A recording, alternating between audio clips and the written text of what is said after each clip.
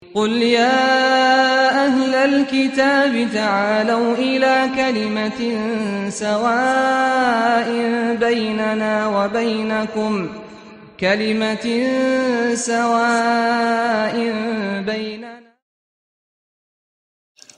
إن الحمد لله نحمده ونستعينه ونستغفره ونعوذ بالله من شرور أنفسنا ومن سيئات أعمالنا من يهده الله فلا مضل له ومن يضلل فلا هادي له وأشهد أن لا إله إلا الله وحده لا شريك له وأشهد أن محمدا عبده ورسوله أما بعد.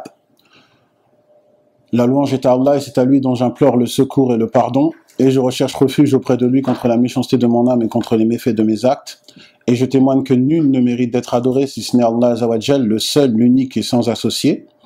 Et je témoigne que Mohammed alayhi salatu wa salam est son dernier messager. Assalamu alaikum, que la paix de Dieu soit sur vous. Bonjour à tous. Alors, nul ne peut douter que nous sommes dans une période de trouble. Et étant dans une période de trouble, le croyant se doit de raffermir et solidifier ses valeurs et ses principes, de telle sorte à ce qu'il puisse les conserver, pour certains les acquérir, avoir un apaisement total et une sérénité absolue.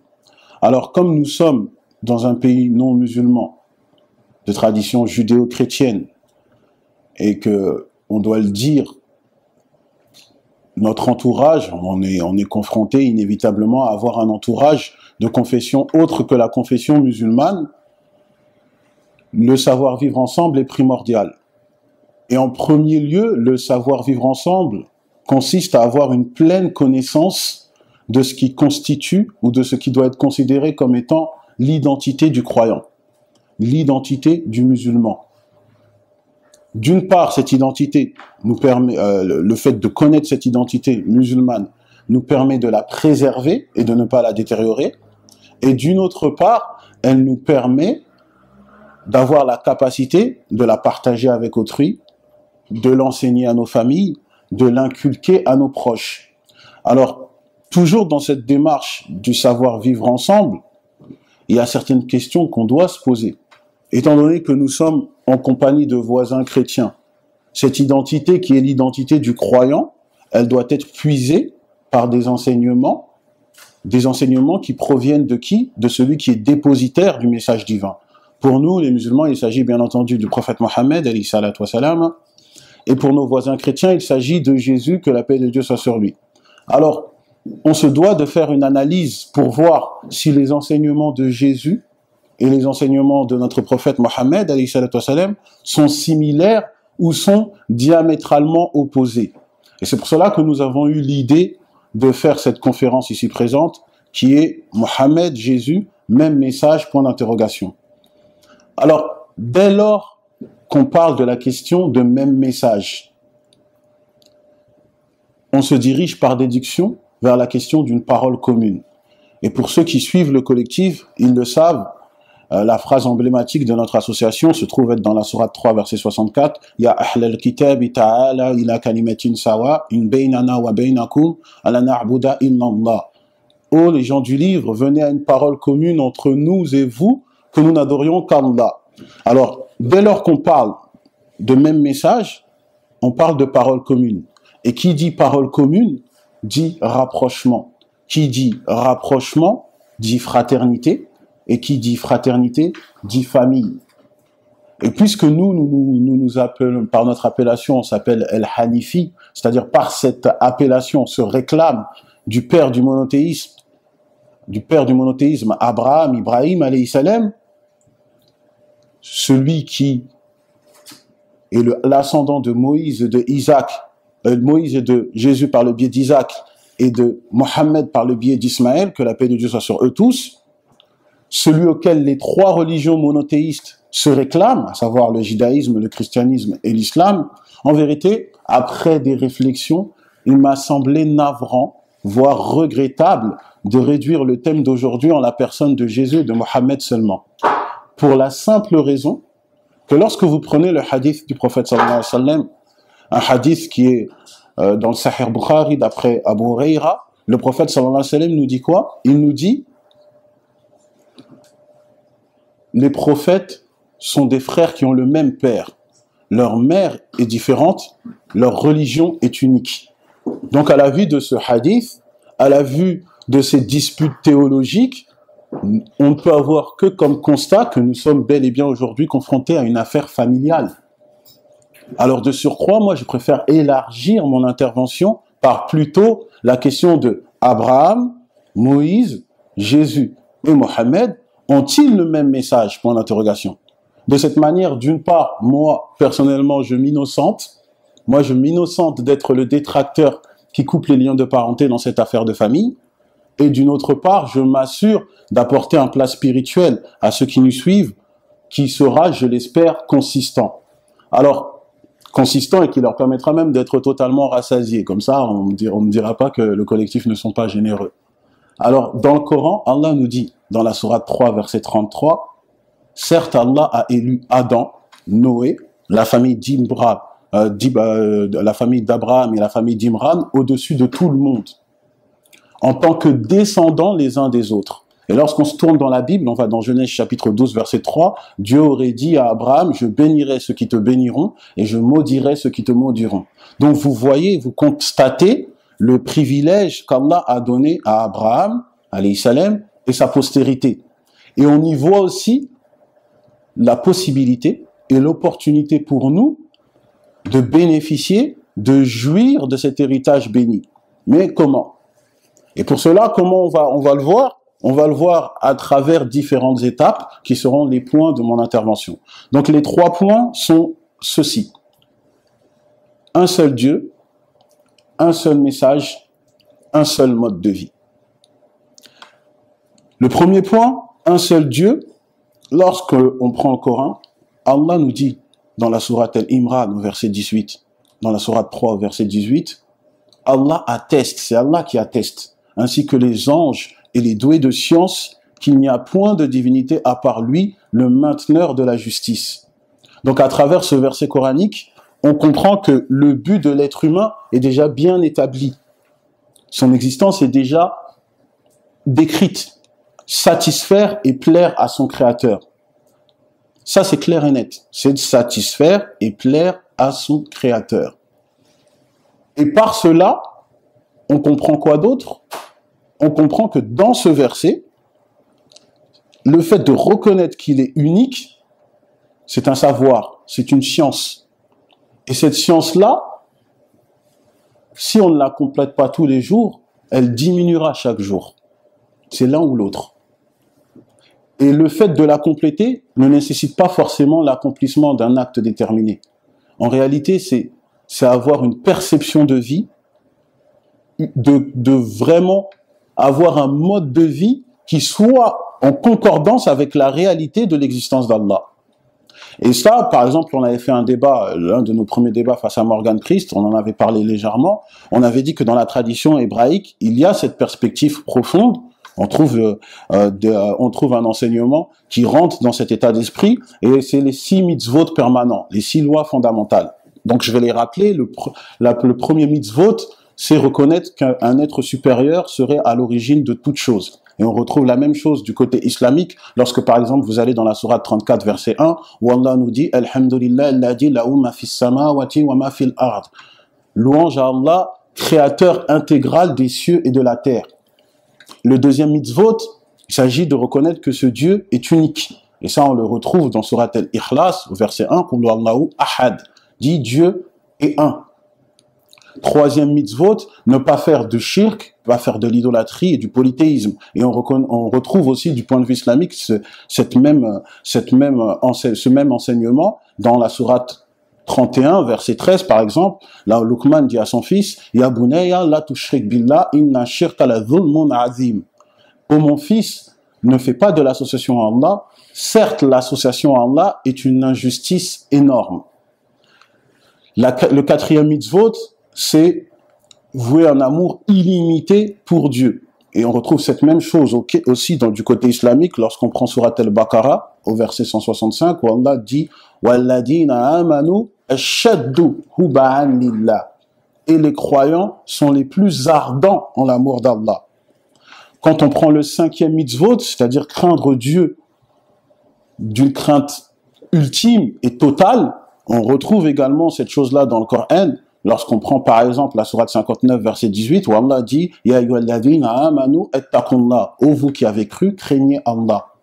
Et le 6e mitzvot, c'est le fait de ne pas se laisser égarer et détourner du chemin de Dieu par son cœur et ses passions. Et on retrouve encore une fois cette même chose du point de vue islamique avec un verset coranique dans la sourate 30, verset 29, « Balattaba'a alladhina zalamu ahwa'ahum » Les gens injustes ont plutôt suivi leur passion.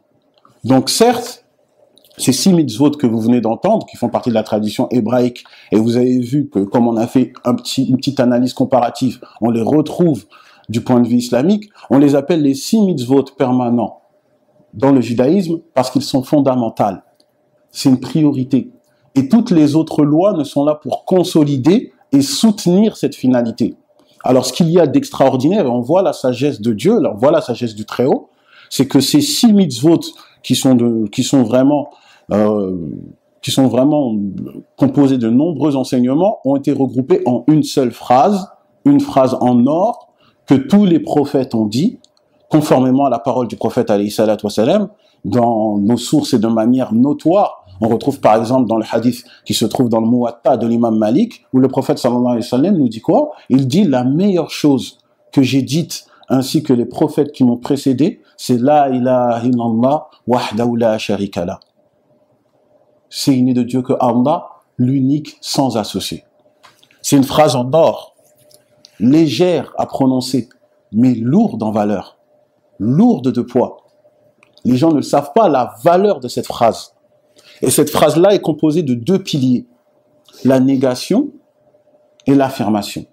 La négation, la ilaha, nulle divinité. C'est-à-dire que le muwahhid, le monothéiste, se désavoue de toute fausse divinité. Que ce soit des animaux, des anges, un homme, des prophètes, de l'argent, des femmes, quoi que ce soit, le croyant se désavoue totalement. C'est un désavou total. C'est la négation, le premier pilier. Pour le deuxième pilier, l'affirmation. Illallah. C'est-à-dire uniquement pour Allah Azawajal. Le seul qui mérite qu'on se prosterne pour lui. Le seul qui mérite qu'on invoque pour lui. Le seul qui mérite qu'on sacrifie pour lui. Le seul qui mérite qu'on ait une crainte absolue pour lui. Le seul qui mérite qu'on ait un amour inconditionné pour lui. Allah subhanahu wa ta'ala. C'est le seul. Et ces 2 piliers, on les retrouve dans la Bible. Peut-être les gens ne le savent pas, mais on les retrouve dans la Bible. Et de manière abondante. Par exemple, vous prenez dans 2 Samuel chapitre 7 verset 22 ou dans 1 Chronique chapitre 17 verset 20, quand on va même prendre le verset en hébreu, Ein Elohim zulatecha. Ein Elohim, pas de divinité. On trouve le premier pilier, c'est-à-dire la négation. Zulatecha, à part toi, le Dieu d'Abraham. Quand on va dans 1 Roi chapitre 8 verset 60, on trouve la même chose. Yehovahu ha-Elohim ein od. Yehovahu ha-Elohim, l'Éternel est notre Dieu. Donc le pilier d'affirmation pour le Dieu des enfants d'Israël. Ein od, pas d'autre à part lui. Et Jésus lui-même, que la paix de Dieu soit sur lui, a mis en évidence également ces 2 piliers. Lorsqu'on va dans Jean chapitre 17 verset 3, lorsqu'il dit « Or, la vie éternelle consiste à ce qu'ils te connaissent, toi, le seul véritable Dieu. » Et si on prend le texte dans son manuscrit original, c'est-à-dire en grec, « Toi, le seul véritable Dieu, ton monos alethinos theos. » Alethinos, véritable. C'est-à-dire qu'en disant que le Père, il est le véritable Dieu, il y a la notion de négation totale. Tous les autres sont fausses. Toutes les autres divinités sont fausses. Et c'est pour cela que quand on va même dans la science islamique, les savants nous expliquent, ils nous donnent cette phrase, ils nous donnent le sens de la ilaha illallah en disant la mahboud bihaqqin illallah. Nul ne mérite véritablement l'adoration si ce n'est Allah. On retrouve cette même perspective que la phrase de Jésus. Donc Jésus déclare monos theos, seul Dieu au Père. Monos theos, monothéisme au Père.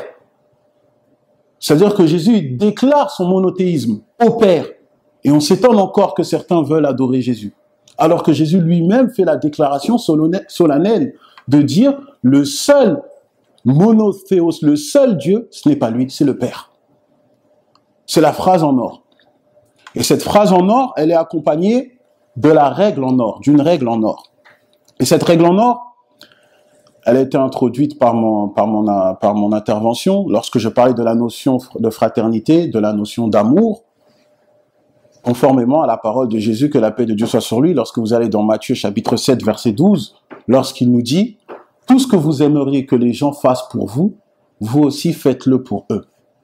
Car c'est ce qu'enseignent la loi et les prophètes. » Donc on voit que de manière horizontale, le croyant, il adore Dieu, il fait sa phrase en or, il voit un culte exclusif pour Dieu, et de manière verticale, il témoigne de ce monothéisme en propageant de l'amour à ses prochains.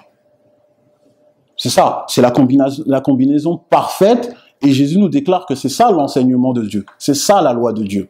Alors, de temps en temps, de nos voisins chrétiens, on entend que ce serait une spécificité de Jésus. Oui, Jésus nous aime, Jésus c'est l'amour, comme si les autres prophètes n'avaient pas fait cette chose-là. Or, c'est une ignorance totale des Écritures, puisque lorsqu'on va dans Lévitique chapitre 19, verset 18, Dieu aurait déclaré lui-même, « Tu aimeras ton prochain comme toi-même, car je suis l'Éternel. » Donc c'est une chose qui avait déjà été établie par Dieu. Et lorsqu'on se dirige du côté islamique, on retrouve la même chose avec un hadith rapporté par l'imam Ibn Hibban, où le prophète sallallahu alayhi wa sallam nous dit quoi? Il nous dit, le serviteur n'atteindra pas la plénitude de la foi tant qu'il n'aimera pas pour les gens ce qu'il aime pour lui-même. Donc le premier point de mon intervention était un seul Dieu. On a fini cette étape, on va aller maintenant, on va faire une escale pour aller dans la deuxième étape, à savoir un seul message. Alors, le deuxième point, un seul message, je rappelle le verset coranique que je pense que si on regarde nos interventions, on voit qu'on a toujours eu plaisir à énumérer ce verset qui est dans la sourate 16, verset 36, où Allah Azza wa Jal nous dit qu'il a envoyé des prophètes dans chaque communauté afin de leur dire « Adorez Dieu et écartez-vous du tarout, écartez-vous de ceux qui en éloignent. » Et on ne cessera de le répéter. Pour quelle raison? Parce que par ce verset, on comprend le but ultime de tous les envoyés de Dieu. C'est inviter les gens à adorer Allah sans rien lui associer. Et si j'insiste pour cela, c'est parce que maintenant on est à une époque assez étrange. Il y a des personnes qui se disent prêcheurs, il y a des personnes qui ils indiquent qu'ils appellent à Dieu, mais ils ne font pas la chose pour laquelle les envoyés ont été venus ici sur terre. C'est-à-dire les prophètes sont venus pour appeler les gens à adorer Dieu, pour appeler les gens au tawhid. Il y a des prédicateurs, il y a certaines personnes, on peut regarder, ils ont peut-être 200 vidéos, on trouve aucune vidéo qui parle du tawhid, ou qui appelle au tawhid. Et c'est étonnant. Nous, ça nous étonne. Quand on regarde leurs vidéos, on est à la recherche du tawhid perdu, on ne sait pas où se trouve le tawhid. Pourtant, c'est la chose pour laquelle les prophètes sont venus. C'est pour cela, nous, on ne cessera de le faire, d'appeler au tawhid. C'est pour cela qu'on a fait le collectif.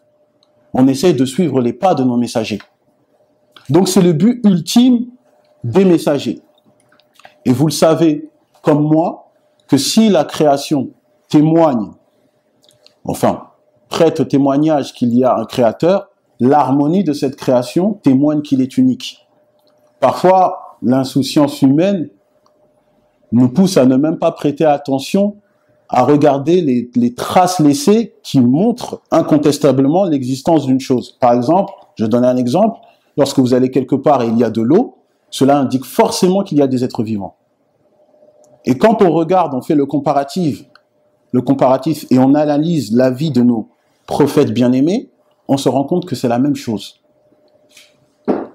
Par exemple, je vais commencer par le fait qu'ils sont venus à une époque où leur peuple était dans la difficulté, leur peuple était éloigné de Dieu, leur peuple était dans la turpitude. Quand vous prenez par exemple le peuple d'Abraham adorait des statues. Vous allez prendre le peuple de Moussa, Moïse, alayhi salam, ils étaient sous domination égyptienne, de Pharaon, des polythéistes. Vous allez prendre le cas du peuple de Jésus, ils étaient sous domination romaine, des polythéistes. On va voir le peuple du prophète Mohammed, lui-même également, ils adoraient de nombreuses idoles.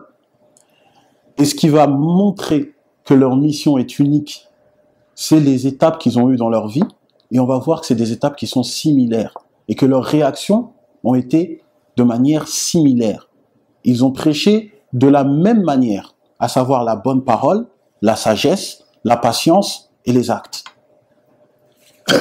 Il y a un hadith qui se trouve dans les sunnats d'Abu Daoud, il a été authentifié par Shir al-Mani, et ce hadith il nous dit le meilleur djihad est de proclamer une parole de justice devant la présence d'un souverain tyran. Et lorsque vous vous penchez dans la vie des prophètes, on se rend compte que Abraham, il a parlé au roi Nemrod, Moïse, il a parlé à Pharaon, Jésus, il a parlé au souverain sacrificateur, et Mohammed, a parlé aux Quraysh, aux notables de la Mecque. Et tous, ils ont parlé de la même manière. Ils ont prêché d'une bonne manière, de telle sorte que les interlocuteurs qui écoutaient leurs paroles ne pouvaient douter de leur véracité. Ils ne pouvaient douter de leur véracité. La seule chose que des gens n'ont pas accepté leurs paroles, c'est tout simplement l'orgueil. Cette chose que notre prophète sallallahu alayhi wa sallam a définie dans un hadith rapporté d'après Ibn Mas'ud, dans le Sahih Muslim, lorsqu'il nous dit que l'orgueil, c'est le fait de rejeter la vérité et de mépriser les autres. Alors ces personnes-là, ils ont rejeté la vérité et ils ont méprisé nos messagers. Ils ont méprisé nos messagers et ils ont voulu les supprimer. Lorsque vous regardez, toujours, on voit qu'il n'y a que des similitudes, mes frères. Vous allez voir, il n'y a que des similitudes. Regardez, on voit qu'après qu'ils aient prêché à leur peuple d'adorer que Dieu, tous les prophètes, on a voulu les tuer. Abraham, on a voulu le jeter au feu, comme nous dit le Coran dans la sourate 21, verset 68. Moïse, Moussa, alayhi salam, Pharaon et ses soldats l'ont poursuivi pour le tuer, comme on peut le voir dans la sourate 28, verset 52. Jésus, que la paix de Dieu soit sur lui, on a voulu le crucifier, comme l'est dit dans le Coran dans la sourate 4, verset 157. Et lorsqu'on regarde la sira du prophète sallallahu alayhi wa sallam, on voit que quand le prophète sallallahu alayhi wa sallam a voulu émigrer de la Mecque à Médine, les Korachites l'ont poursuivi pour pouvoir le tuer. C'est la même chose.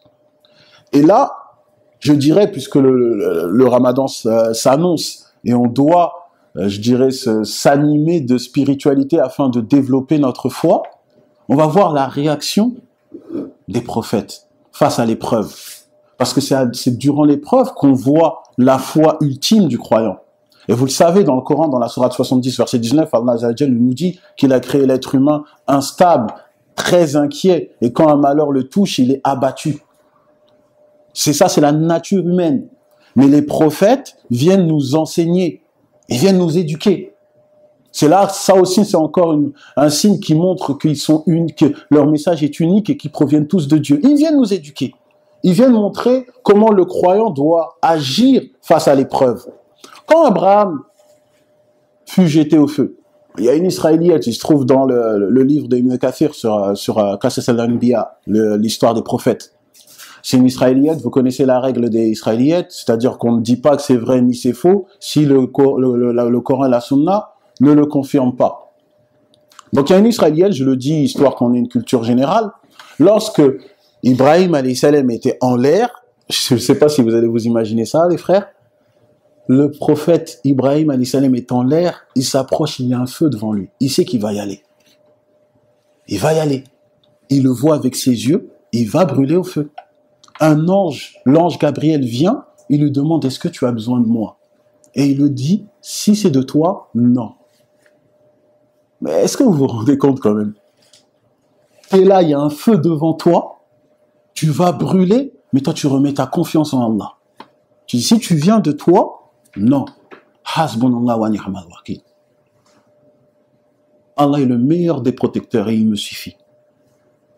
Ça se trouve même dans nos sources authentiques. Cette phrase d'Ibrahim alayhi salam.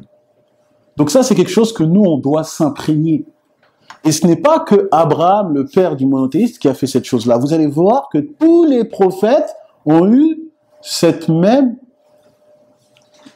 même réflexe, ce même agissement. On va prendre par exemple Moïse, Moussa alayhi salam, on va prendre la Bible, puisque vous le savez, nous sommes dans la religion comparée. Comme ça, nos voisins chrétiens ne se sentent pas délaissés. On va prendre Exode chapitre 14,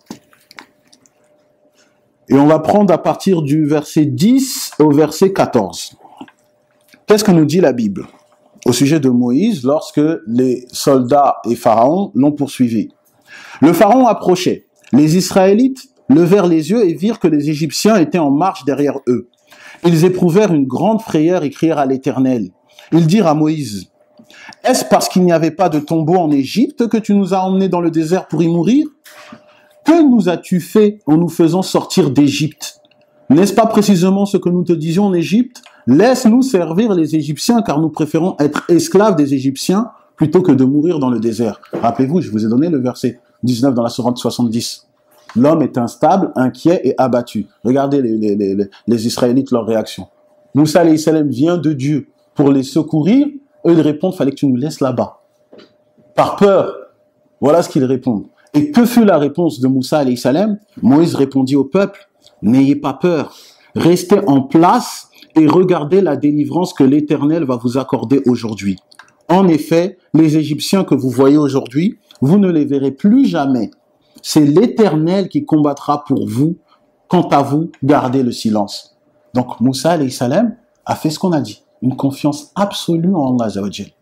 Comme Allah nous dit dans la sourate 65, verset 3, quiconque place sa confiance en Allah, Allah le suffit. Il a fait le même procédé que Ibrahim alayhi salam. Maintenant, on va essayer de voir avec Jésus s'il a fait la même chose. Quand on va dans Marc, chapitre 14, à partir du verset 48 au verset 49. Jésus prit la parole et leur dit, « Vous êtes venus vous emparer de moi avec des épées et des bâtons, comme pour un brigand. J'étais tous les jours parmi vous en enseignant dans le temple, et vous ne m'avez pas arrêté. Mais c'est afin que les Écritures soient accomplies. » C'est-à-dire, Jésus encore reste serein. On va expliquer pourquoi il est serein. Parce qu'il y a certains chrétiens qui vont essayer de mettre une ambiguïté. On va expliquer cette chose-là. Je vais même poursuivre les versets. « Alors tous l'abandonnèrent et prirent la fuite. Un jeune homme le suivait habillé d'un simple drap. On l'attrapa, mais il lâcha le drap et se sauva tout nu. » Donc tellement lui, il a eu peur, l'homme est instable, très inquiet et abattu. Dans la sourate 70, verset 19, il a même abandonné ses vêtements. Vous avez vu la nature de l'être humain? Maintenant, Jésus, lui, il reste serein. Mais pour quelle raison? Certains de nos voisins chrétiens vont dire parce qu'il savait, il est venu pour ça, il est venu pour mourir. Mais dans ce même chapitre, se trouve la prière, qui est l'une des prières que nous aimons le plus quand on lit la Bible, la prière de Gethsemane au verset 32. Qu'est-ce que nous dit Jésus du verset 32 au verset 40? Je prends juste le passage pour ne pas être trop long. Le passage où Jésus nous dit dans le verset 34, il leur dit, « Mon âme est triste à en mourir, restez ici éveillés. » Donc regardez, Jésus a cette nature humaine. Quand on nous dit que Jésus est sans péché, on ne dira pas que c'est un péché, mais on va montrer aux chrétiens qu'ils ont fait de l'exagération sur la personne de Jésus.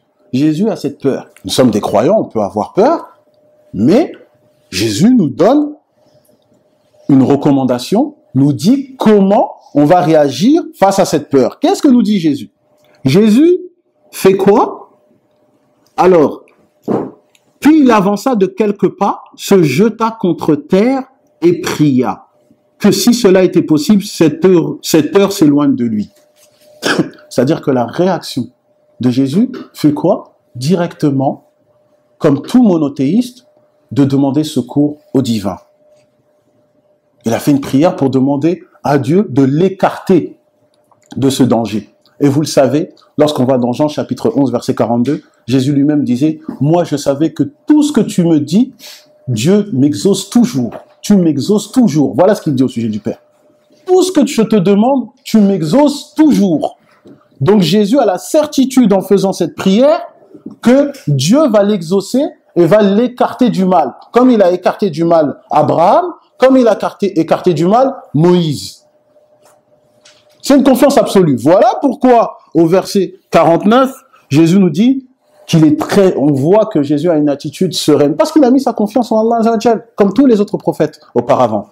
Et lorsqu'on va dans la sira du prophète sallallahu alayhi wa sallam, quand on regarde maintenant du côté de notre prophète bien-aimé, lorsqu'il a été poursuivi par les Qurayshites, qu'il est rentré dans une grotte, dans une caverne, bon, il y a de nombreuses sources qui nous disent qu'il y avait une toile d'araignée qui est venue couvrir l'entrée et les Qurayshites sont partis. Il faut savoir que ces sources-là sont mensongères, comme le disent tous les savants du hadith.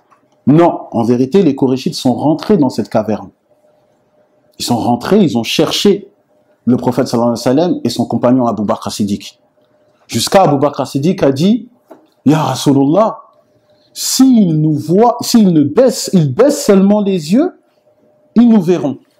C'est-à-dire, imaginez-vous, vous êtes dans une grotte, les Qurayshites, ils sont dans une grotte, ils cherchent le prophète sallallahu alayhi wa sallam. Ils le cherchent comme pas possible. Pourtant, ils sont juste en dessous d'eux. Ils n'arrivent pas à les voir.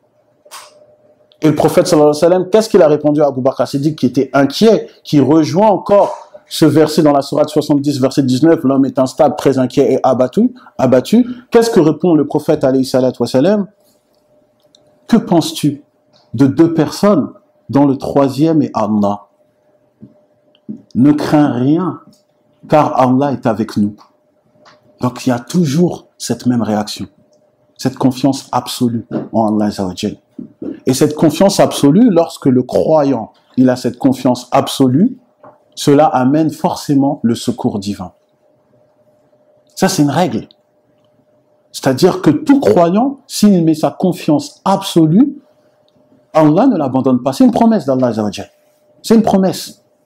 Donc, on voit que, et les prophètes, la vie des prophètes vient témoigner de cette chose-là. Par exemple, lorsque vous allez au sujet d'Abraham, on voit qu'Abraham, lorsqu'il a été jeté du feu, le feu est devenu une fraîcheur pour lui. Et ça, c'est dans le Coran, dans la sourate 21, verset 69. Lorsqu'on voit Moussa alayhi salam a fondu la mer et il est parti avec le peuple d'Israël. Comme c'est dans le Coran, dans la sourate 28, verset 63, et également dans la Bible, dans Exode chapitre 14, verset 63. Et pour Jésus, que la paix de Dieu soit sur lui, c'est exactement la même chose. Il a été élevé vers son Seigneur. C'est pour cela que le fait que nos voisins chrétiens disent qu'il a été crucifié, ça enlève une harmonie prophétique. Ça enlève une harmonie prophétique, ça enlève une spécificité qu'Allah a donnée au prophète. Ça enlève le fait que Allah tient sa promesse, que dès lors que le croyant a une confiance absolue en son Créateur le secourt. Et ça, Allah nous dit dans le Coran qu'il a élevé Jésus vers lui dans la sourate 4, verset 158. Et également dans la Bible, dans Jean chapitre 20, verset 17, lorsqu'il dit « Je monte vers mon Père qui est votre Père, et je monte vers mon Dieu qui est votre Dieu. » Inch'Allah, de toute façon, comme l'a dit Ismaël dans une précédente intervention, de toute façon, ce sujet de la crucifixion, Inch'Allah, on ne fait que retarder la sentence, hein, ce n'est que le calme après la tempête. Inch'Allah, on va en parler de cette chose-là. Mais en tout cas, si on revient maintenant, encore toujours dans ce travail de similitude, on se rend compte que le prophète, alayhi salatu wassalam, aussi dans la Sira, les Qurayshites ne l'ont pas vu. Pourtant, il était juste en bas d'eux. Ils le cherchent comme pas possible, ils n'arrivent pas à le voir. C'est pourquoi? Parce qu'Allah Azza wa Jal nous l'a informé qu'il a secouru le prophète sallallahu alayhi wa sallam et son compagnon dans la sourate 9, verset 40. Alors ça, c'était pour mon deuxième point, qui est le même message. Allons maintenant dans la troisième étape, un seul mode de vie. Parce que il est important d'analyser et de faire la perception, de voir la perception de vie, le mode de vie auquel étaient nos envoyés bien-aimés. Pour la simple raison que la nature, l'être humain, a tendance à vouloir toujours se contaminer en prenant comme exemple des personnes. Certains ils prennent des stars, certaines personnes prennent des chanteurs ou je ne sais quoi. Alors si la nature humaine demande à ce qu'on soit contaminé et que c'est contagieux, alors on va se contaminer de la moralité prophétique. On va se contaminer de la relation que les prophètes entretenaient avec Allah. La relation que les prophètes entretenaient avec Allah, cette phrase en or, c'est-à-dire la mise en pratique de la phrase en or, la ilaha illallah, ne pourrait, je dirais, se résumer qu'à un seul mot, soumission. Et non pas une soumission par contrainte, comme laisse paraître le français, mais une soumission par volonté, comme le définit si bien l'arabe, istislam. C'est pour cela que Allah Azza wa Jal nous dit, dans la sourate 6, verset 162, dit ma prière, mes actes de dévotion, ma vie, ma mort appartiennent à Allah, le Seigneur de l'univers. Et lorsqu'on regarde la vie de nos prophètes bien-aimés, c'est clair, comme la clarté de la lune, qu'ils excellaient dans tous les domaines énoncés dans ce verset. Leur mode de vie n'est que le reflet du message divin auquel ils étaient dépositaires. Ça, c'est clair et net. Lorsque vous allez dans le plan cultuel, l'acte le plus représentatif qui montre leur soumission totale à Dieu, leur soumission totale d'un serviteur envers son Créateur, c'est bel et bien la prosternation. La prosternation, c'est un héritage prophétique. Parce que quand vous méditez, mes frères, lorsqu'on médite sur cela, on voit que la partie la plus noble de l'homme, c'est le front. Parce que quand quelqu'un veut faire le fier, il lève sa tête vers le haut, il lève son front. Quand il est anéanti par la honte, il baisse sa tête vers le bas. Alors le muwahhid, le monothéiste, il pose sa partie la plus noble, il la pose au sol, uniquement pour Allah Azza wa Jal. Ça, c'est l'acte le plus représentatif. Et si on voit la vie de nos prophètes, on remarque que tous ont fait cet acte représentatif. Et la seule religion où on voit qui déclare et qui continue à faire perdurer cette tradition prophétique, c'est bien l'islam. Lorsque vous allez dans la Bible, on va dans Genèse chapitre 17, verset 3, Abraham se jeta face contre terre. Lorsqu'on va dans Exode chapitre 34, verset 8, Moïse s'inclina et se prosterna. Lorsqu'on va dans Matthieu chapitre 26, verset 39, Jésus se jeta face contre terre.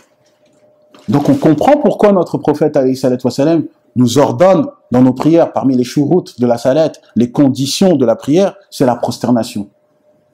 C'est-à-dire on est là, on fait perdurer cet héritage prophétique. On suit les pas de nos prophètes bien-aimés.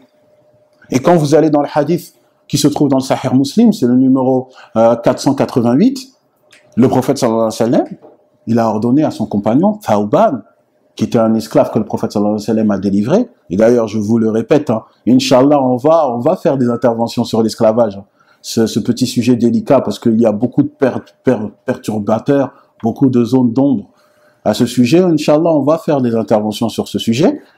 Thawban, l'ancien esclave, le prophète sallallahu alayhi wa sallam a dit, dans ce hadith, à toi de multiplier les prosternations, car il n'y a pas une prosternation qui est faite devant Dieu sans que celle-ci ne t'élève en degré et t'efface une de tes fautes. C'est une tradition prophétique. Donc toute personne qui se prétend suivre les prophètes qui adoraient le Dieu des enfants d'Israël, nous sommes étonnés que nous ne les voyons jamais se prosterner. Nous ne les voyons jamais se prosterner. La seule religion qui met ça comme un ordre formel, c'est l'islam. Et on peut donner encore un autre hadith qui se trouve dans le Sahih Bukhari, lorsque Al-Mughira rapporte que le prophète sallallahu alayhi wa sallam priait toute la nuit, au point où la peau de ses pieds était fendue. Alors les compagnons ont demandé, Ya Rasulallah, mais pourquoi fais-tu cela alors que tes fautes passées comme futures te sont déjà pardonnées? Et le prophète sallallahu alayhi wa sallam nous répond une chose qui montre la relation particulière qu'il avait avec son Créateur. Il nous montre que c'est bien plus qu'un ordre, c'est bien plus que le fait de dire voilà, je suis obligé de le faire, alors je le fais. Non, c'est une relation particulière, c'est du plaisir, c'est un amour, c'est de la soumission qui est faite par réjouissance. Il dit, un serviteur ne peut pas être reconnaissant envers son Créateur. C'est clair.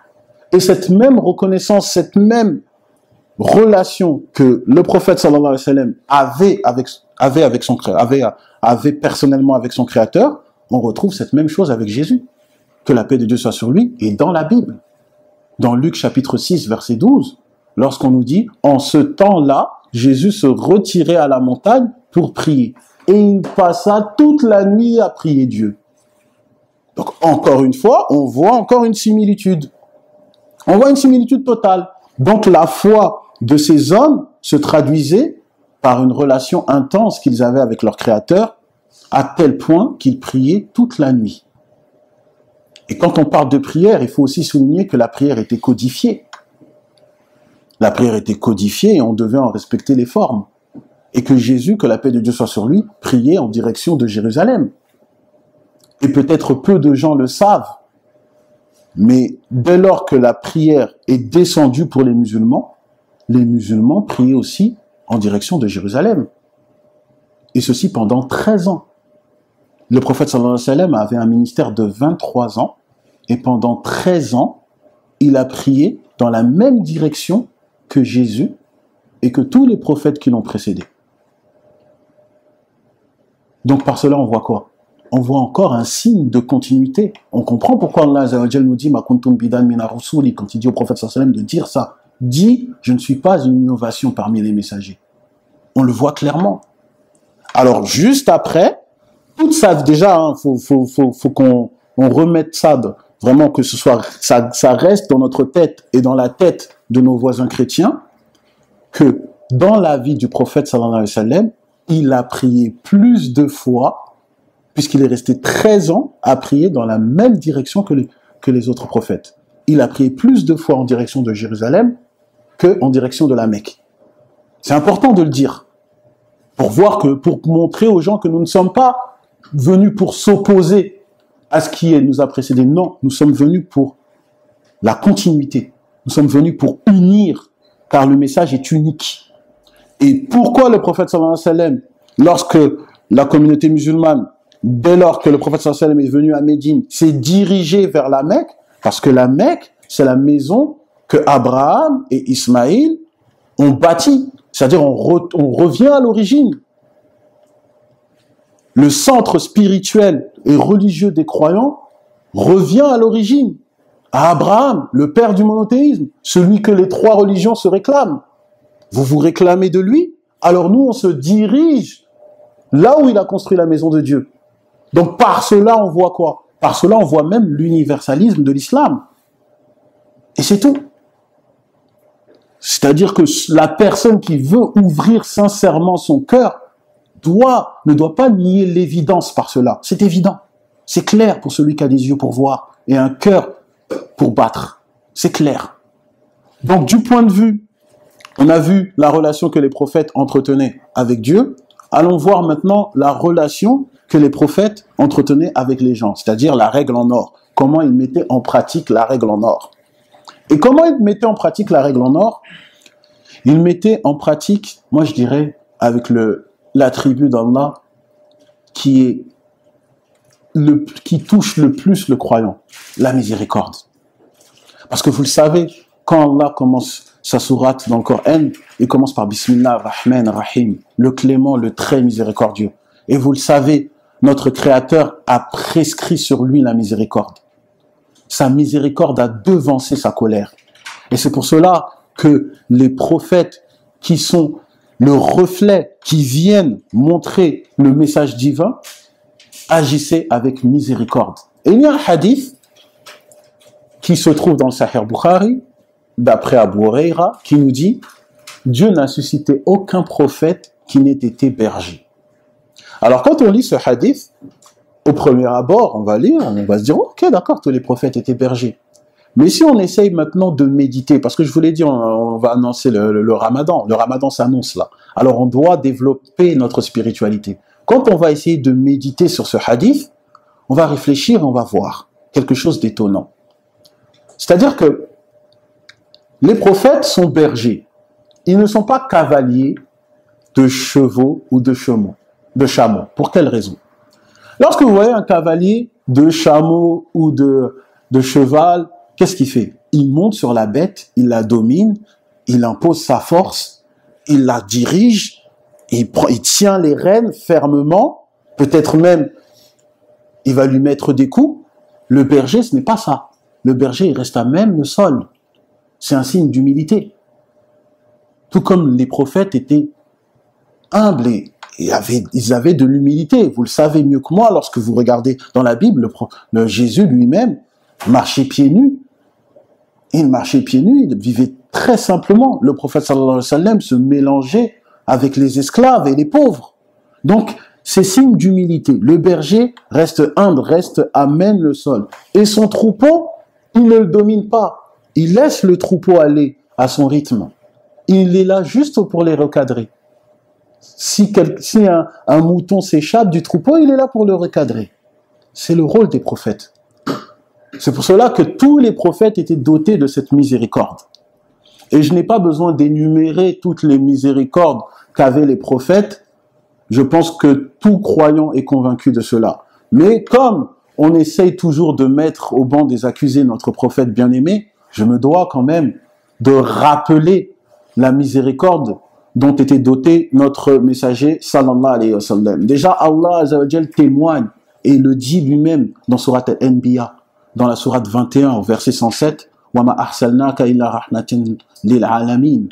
Nous t'avons envoyé comme miséricorde à tout le monde, à tout l'univers. Et je vous rappelle que le prophète sallallahu alayhi wa sallam a effectivement été une miséricorde, par exemple, pour les enfants.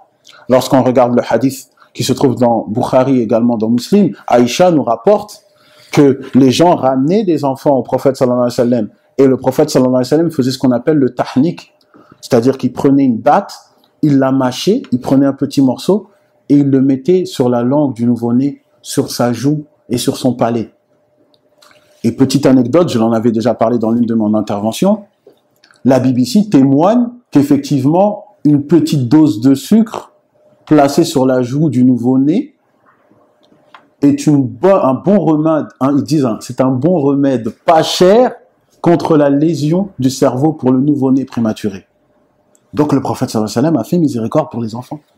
Lorsqu'on regarde le hadith qui est toujours dans Bukhari ou Muslim, le prophète sallallahu alayhi wa sallam a fait miséricorde pour les faibles lorsqu'il déclare que celui qui travaille et que les biens de son travail, il le donne à la veuve et à l'orphelin, c'est comme s'il est combattant au service d'Allah. Donc le prophète sallallahu alayhi wa sallam est une miséricorde aussi pour les faibles. Le prophète sallallahu alayhi wa sallam est une miséricorde pour les femmes. Lorsqu'il nous dit dans le Musnad de l'imam Ahmed et également rapporté par l'imam At-Tirmidhi, il nous dit que seul le noble honore les femmes et seul l'ignoble les humilie. Donc le prophète sallallahu alayhi wa sallam est aussi une miséricorde pour les femmes.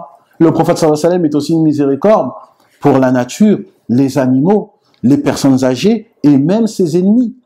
Lorsque vous vous rappelez dans sa sira, le peuple de Taïf, lorsque lui il est venu juste les appeler à Allah et qu'eux ils ont envoyé leurs enfants humilier le prophète sallallahu alayhi wa sallam, ils l'ont lapidé au point où le prophète sallallahu alayhi wa sallam était ensanglanté. Et ce hadith se trouve toujours dans Bukhari ou Muslim, lorsque le prophète sallallahu alayhi wa sallam en discutait avec son épouse Aïcha, et il nous dit que l'ange de la montagne était venu et il lui a dit un seul mot de ta part et je détruis cette ville. Et que fut la réponse du prophète sallallahu alayhi wa sallam, le prophète de la miséricorde? Non, je souhaite plutôt que sorte de leurs reins une progéniture qui adore Allah sans rien lui associer. C'est le prophète de la miséricorde. Il est venu pour ça. Quand les compagnons sont venus se plaindre, Ya Rasulallah, les polythéistes n'arrêtent pas de nous persécuter. Ils tuent certains d'entre nous. Maudis-les. Maudis-les. Et le prophète sallallahu alayhi wa sallam a répondu quoi? Et il est dans le Sahih Muslim, ce hadith. Je ne suis pas venu pour maudire les gens. Je suis venu par miséricorde. C'est le prophète de la miséricorde. Et c'est pour cela que lorsque j'ai commencé mon intervention avec le hadith qui se trouve dans le Sahih Bukhari, toujours, d'après Abu Huraira, lorsque j'avais parlé du fait que les prophètes sont comme des frères, en vérité, j'aurais dû vous donner le hadith dans son intégralité, mais j'ai préféré vous le réserver pour la fin, parce qu'en vérité, c'est la réponse au titre de mon intervention. Quand on dit Jésus et Mohammed, même message, point d'interrogation, le prophète alayhi salatu wa salam a déjà répondu à ça. Je suis plus en droit de me réclamer de Jésus, fils de Marie, ici-bas comme dans l'au-delà. Car les prophètes sont des frères qui ont le même père. Leurs mères sont différentes et leur religion est unique. Donc, par ce hadith, on répond déjà à la question qui est le titre de mon intervention et on comprend que tous les prophètes ont appelé au même Dieu, adorer le même Dieu, sans rien lui associer. Que leurs mères sont différentes dans le sens que leurs législations respectives sont différentes. Pour quelle raison? Parce que vous le savez, les règles d'une société, les règles qui régissent une société, changent et évoluent selon le contexte, le temps et le lieu. C'est pour ça seulement. Mais sinon, leur message est pareil. Et il y a un autre hadith qui se trouve toujours dans Bukhari, parce que je vous l'ai dit, hein, nous on essaye de développer notre spiritualité. Ce hadith, lorsque le prophète sallallahu alayhi wa sallam nous dit « Mon exemple avec ceux des prophètes qui m'ont précédé sont semblables à un homme qui a bâti une maison. Il l'a embellie. Et il a laissé un espace vide qui a la taille d'une brique. Un tout petit coin, un espace vide. Alors les gens qui passèrent voir cette maison s'étonnèrent de la beauté, mais ils s'étonnèrent, pourquoi n'a-t-il pas mis cette dernière brique? Et le prophète sallallahu alayhi wa sallam répond dans ce hadith, il nous dit, je suis cette dernière brique et je suis le dernier des prophètes. Donc, qu'est-ce qu'on peut conclure?